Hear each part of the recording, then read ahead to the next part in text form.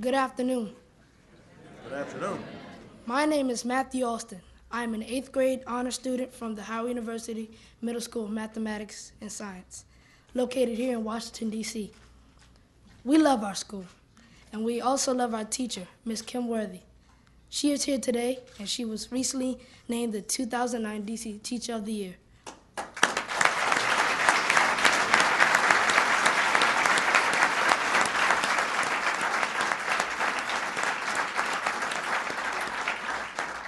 She inspires me to learn, to work hard, and to stay focused on my education.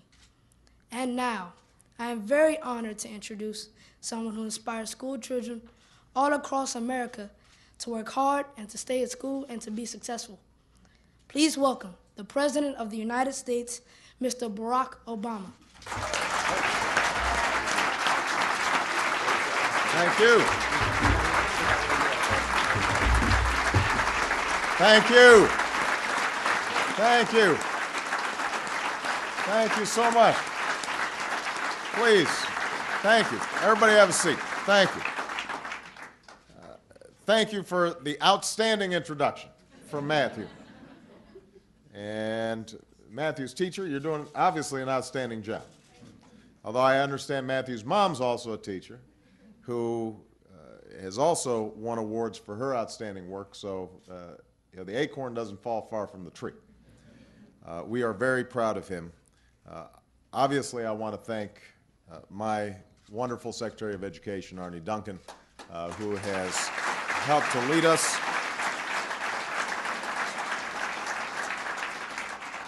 I want to thank all the members of Congress who are here, the governors who are in attendance, and I want to give a special shout out to Chairman George Miller, the Education Committee in the House, who has just been an outstanding partner for reform. Please give him a big round of applause.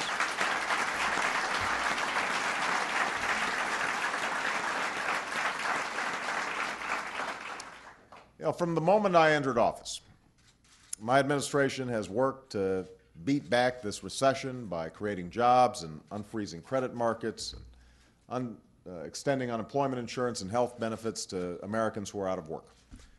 But even as we've worked to end this immediate crisis, we've also taken some historic measures to build a new foundation for growth and prosperity that can help secure our economic future for generations to come.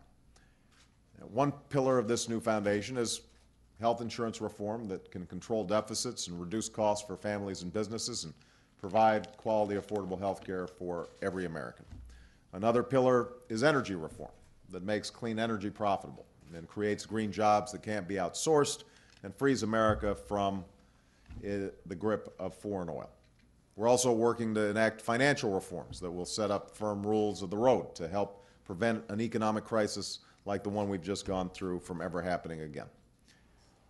But even if we do all of those things, America will not succeed in the 21st century unless we do a far better job of educating our sons and daughters, unless every child is performing the way Matthew's performing. In an economy where knowledge is the most valuable commodity a person and a country have to offer, the best jobs will go to the best educated, whether they live in the United States or India or China. In a world where countries that out-educate us today will outcompete us tomorrow, the future belongs to the nation that best educates its people, period. We know this. But we also know that today our education system is falling short. We've talked about it for decades, but we know that we have not made the progress we need to make.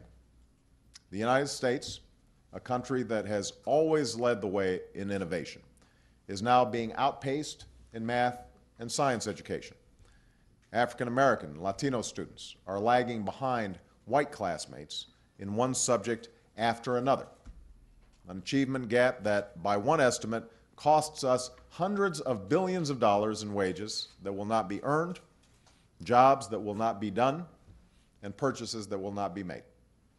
And most employers raise doubts about the qualifications of future employees, rating high school graduates' basic skills as only fair or poor.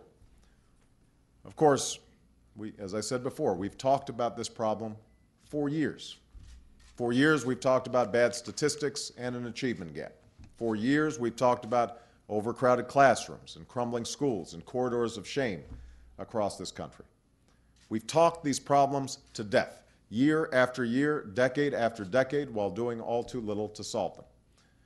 But thanks to Arnie's leadership, thanks to George Miller's leadership, thanks to all the dedicated Americans in state houses and schoolhouses and communities across this country, that's beginning to change.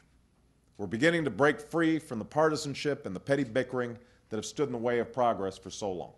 We're beginning to move past the stale debates about either more money or more reform, because the fact is we need both. We're beginning to offer every single American the best education the world has to offer, from the cradle to the classroom, from college to careers. In recent months, I've spoken about the different parts of this strategy. I've spoken about what we're doing to prepare community college students to find a job when they graduate, to make college and advanced training more affordable, and to raise the bar in early learning programs. Today, I want to talk about what we can do to raise the quality of education from kindergarten through senior year. Because improving education is central to rebuilding our economy, we set aside over $4 billion in the Recovery Act to promote improvements in schools. This is one of the largest investments in education reform in American history. And rather than divvying it up and handing it out, we are letting states and school districts compete for it. That's how we can incentivize excellence and spur reform and launch a race to the top in America's public schools. That race starts today. I'm issuing a challenge to our nation's governors, to school boards and principals and teachers, to businesses and non-for-profits, to parents and to students. If you set and enforce rigorous and challenging standards and assessments, if you put outstanding teachers at the front of the classroom, if you turn around failing schools, your state can win a race to the top grant that will not only help students outcompete workers around the world, but let them fulfill their God-given potential. This competition will not be based on politics or ideology or the preferences of a particular interest group. Instead, it will be based on a simple principle: whether a state is ready to do what works. We will use the best evidence available to determine whether a state can meet a few key benchmarks for reform.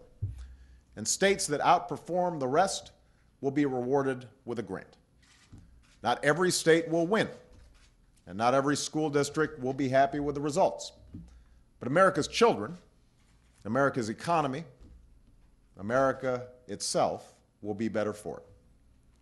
Now, one of the benchmarks we will use is whether states are designing and enforcing higher and clearer standards and assessments that prepare a student to graduate from college and succeed in life. Right now, some states like Massachusetts are setting high standards, but many others are not. Many others are lowballing expectations for students, telling our kids they're prepared to move on to the next grade even if they aren't, awarding diplomas even if a graduate doesn't have the knowledge and skills to thrive in our economy. That's a recipe for economic decline, and it has to stop. With the Race to the Top Fund, we will reward states that come together and adopt a common set of standards and assessments. Now, let me be clear. This is not about the kind of testing that is mushroomed under No Child Left Behind. This is not about more tests. It's not about teaching to the test. And it's not about judging a teacher solely on the results of a single test.